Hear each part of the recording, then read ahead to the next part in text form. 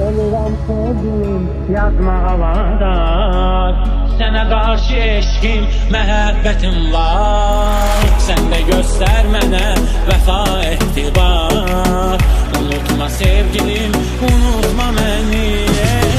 Ürəyim səndədir, saxla əmanət. Bu qəmli qəlbimə etmə xəyanət. Gözlər axıra qədər, səbir dəyanət.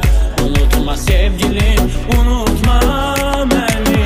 Gəl demə məhbusun, ömrü hədərdir. Mənim kimi məhbus gör nə qədərdir. Bu zindan həyatı gəldi gedərdi. Unutma sevgilim, unutma. Bağışla sevgilim məni. Səni bu qədər çox sevəni. Bəzən elə vəziyyət olur məcburuq.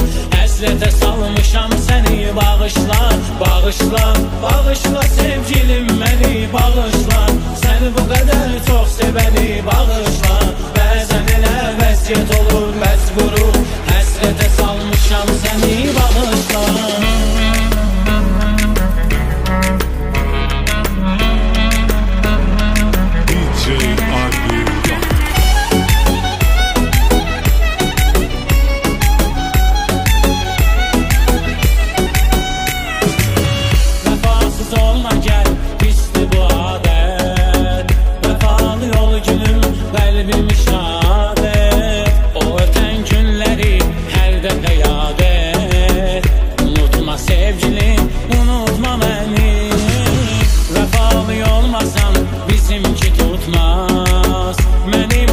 Yaşımı güneş kurutmaz. Bəli könlüm səni heç vaxt unutmaz.